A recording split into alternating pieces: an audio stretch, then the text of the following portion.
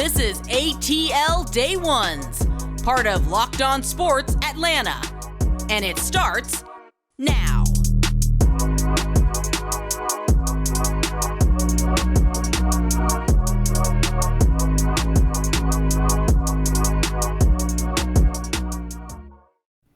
It is ATL Day Ones with Jarvis and Tenitra. We are here with you today, but T, we got a lot of good stuff on board for today. I don't know about you, but I am ready to get this party started on a thirsty Thursday. Let's go. All right, so we got a couple good things. Like I mentioned, we're going to talk about, give our 74th overall pick, the Atlanta Falcons select, ... We're going to fill that in just a second. Also, we're going to talk about the Braves. They take another L. Oh, my God, what is going on? And college football players, are they sticking around because of the money? Is that one of the things why they're sticking around? And also, we will dive into the Atlanta Hawks. Not going to preview the game, but we're going to talk about something that kind of been on Tenitra's mind. She's been willing to get it off her chest. And we're going to get into all of that. And for the culture, people just losing their minds nowadays. And that's all about all I got, T. But before we get into all that, we got to start off with the 74th overall pick. Yeah. Before we do that, I'm going to give a quick recap. All right, so we started off with Jermaine Johnson in the first round. Both of Tenitra and I agreed on that. Then we kind of parted our ways on that first second round pick. You had Drake Jackson and Arnold Ebiketie for your second round pick. And I had George Pickens for the first one. And I had Travis Jones out of UConn for the second round pick. Now, T, I got to ask. With the 74th overall pick, the Atlanta Falcons select. They select Isaiah Spiller from Texas A&M. Yes, running back. I love it. Yes, because as I'm shifting into the deeper rounds, I'm okay with making some picks that are not in the trenches. And so with him, what I like about him is you look at his ability. Obviously, he's fast, and he's one of those who is a decent pass catcher out of the backfield. And I'm always looking for that versatility, as is Arthur Smith and Dave Ragone. And I know that the Falcons do have some versatility in the running back room right now. Obviously, they acquired Damian Williams in the offseason, so that gives them really a powerful back, if you will. And Cordero Patterson is still the best hybrid that probably is in the game today. I mean, he's a bruising back, but then he's an amazing receiver as well. So I do know that running back room has some solid pieces, but I wouldn't mind taking a chance on a running back now that we're going into these deeper rounds. And as my honorable mention, just in case, because I'm okay now with taking the offensive player who's not in the trenches, I would say maybe somebody even like a wide receiver, like a Jalen Tolbert, who's from South Alabama and might be that downfield weapon. Yeah, like a deep weapon. So again, okay with the offensive players, position players later in the draft. I love that pick. I actually like Isaiah Spiller, and I've been mocking as we've been going through our mocks. I've been mocking, so I'm just to see who's available. And Isaiah Spiller is a guy that should be available in those third round. So I like that pick. So now on to my pick. All right, here we go. Let me see what your thoughts about this one is. All right.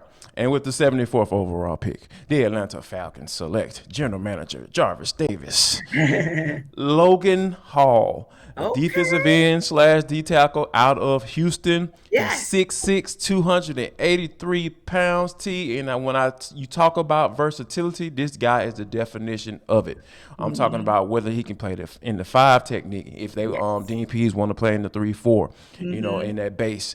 And if he wants to go into the nickel, which is probably what they're going to do 75% of the time, he can play in that 3 tech as well. So, and he's long. He uses his hands. He uses that to his advantage because, a lot of times tall guys can, get a little tall and coming out of the stands and want to stand up and see what's going on at the line of scrimmage. And, in order to get leverage, that's kind of hard for a guy to do who's that tall. So he's a guy who takes advantage of that. And I really appreciate him for that, and he was down at the Senior Bowl as well. You see a theme here, T? There are a lot of guys that I got a chance to get my eyes on live in person that I really, really like, and the Falcons liked a lot of guys from the Senior Bowl last year as well. So they draft several of those guys in the 2021 draft. So if the Falcons take Logan Hall, that will be my hell yeah pick because he's a Oh, versatile guy. and I For would sure. co-sign on it completely because he almost made my list. I was literally going, do I want to go Isaiah Spiller or Logan Hall as my primary with Jalen Tom Rob still in the background, so to speak, but Tolbert, excuse me. But I Yes. will tell you, literally, that's why I'm smiling because I'm like, yeah, I was looking. So we're both on the hell yeah train, whether they go Spiller or whether they go Hall. No doubt about it. And my hell no pick, I'm gonna go with another position group. Stay away, please, from safety. Stay away. Stay away. We need, I will continue to reiterate this. We need to see what the Falcons already have on their roster in Richie Grant. Yeah. He was a second round pick, and I think that when you look at the way that guy is, he kind of came along towards the end of last year. I think Yeah. that he needs to be a guy that, given the opportunity, not necessarily given. Let me take that back. He needs to be given a chance to prove himself, to prove that he was worth that second round pick. And I think he does have the ball skill set to be able to do that at that safety position. So Agreed. that's my hell no position pick. Stay away from safety. Yeah, Keep staying away from safety. I'm probably on the hell no with that as well. I just think that the secondary is the least of their concerns. The Falcons have a lot of concerns. We all acknowledge that, but that might be the one area, the secondary, where no, let's not. Or if we do, can we maybe wait another round and really get into the deep side of the draft in order to maybe pick up one or two? But I'm with you. Keep churning in the areas where you have the most need or where you need to upgrade, as opposed to that. I do think, and I agree with you, that that's a hell no, because it just still feels like a reach in the third round. Indeed, and we will be giving the second, third round pick tomorrow, Yes. Friday, on a fantastic Friday. We will be going through our next third round pick, so make sure you stay tuned tomorrow for that. But now, the college football players, the college football scene has really, really switched up, right? It's changed a lot, with the NIL deals and the transfer portal. A lot of college football coaches have been really concerned about both of those pieces. And I think one of the guys that have been really staunch about and really open-mouthed about it, and sometimes I wish he could shed it, is Dabo Swinney, and talking about the capitalistic society that he's able to take advantage of, but he doesn't want the players to take advantage of it. So it just, I'm really trying to figure out where his line what his motive is when it comes to that type of stuff. But to me, it feels like that the fact that he's losing that power that he's able to hold over those players when it comes to transferring, when it comes to recruiting and being able to go wherever you please and not necessarily have to go to the big boy power schools in order to be seen, in order to be able to get a little change or get some notoriety. I think that's the thing that he's scared of losing. That when you talk about why he's been so staunchly against these type of things going on.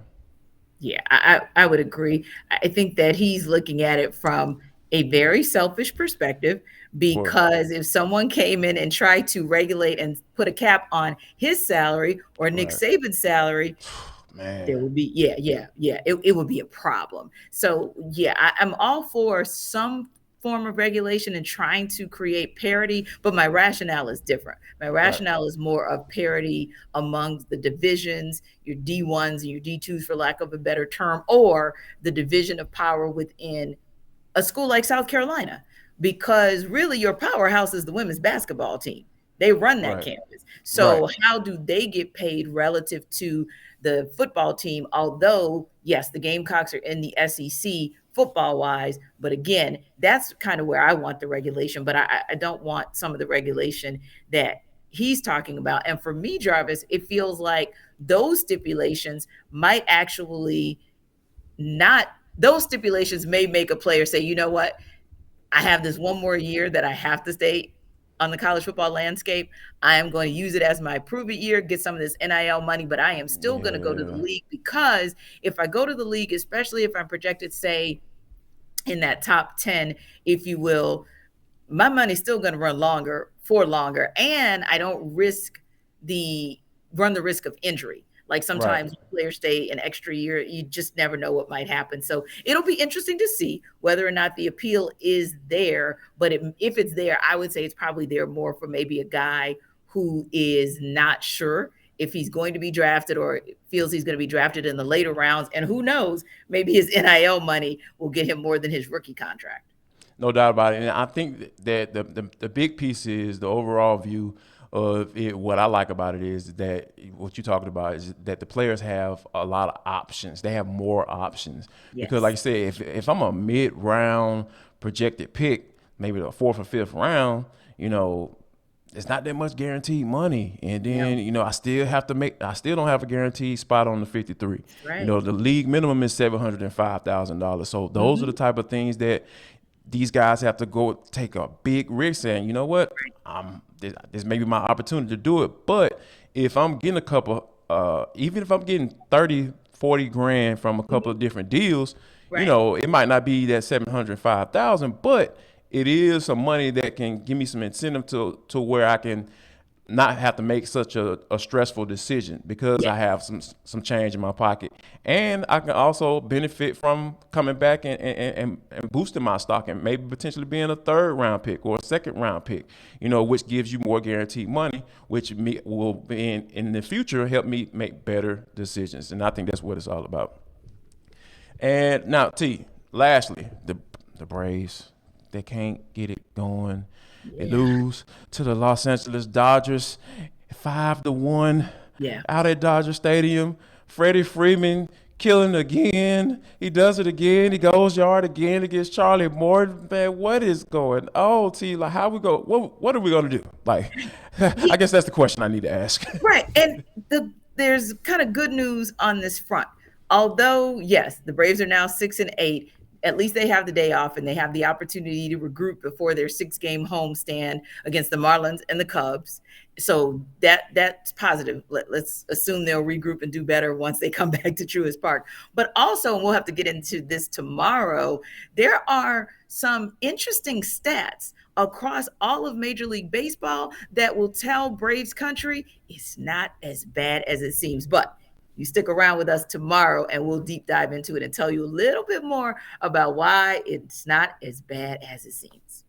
And I don't think it's bad. I mean, for the first time, first thing that comes to mind, it's 162 games. It's okay. That'll be all right. It will be all right. And you're going to be all right because you're going to continue to watch us and follow us on the other side as we take a little deep dive into what's going on with the Atlanta Hawks and we're going to go take a little quick trip around the NBA. Don't go anywhere. It's ATL Day Ones with Jarvis and Tenitra. We'll be back.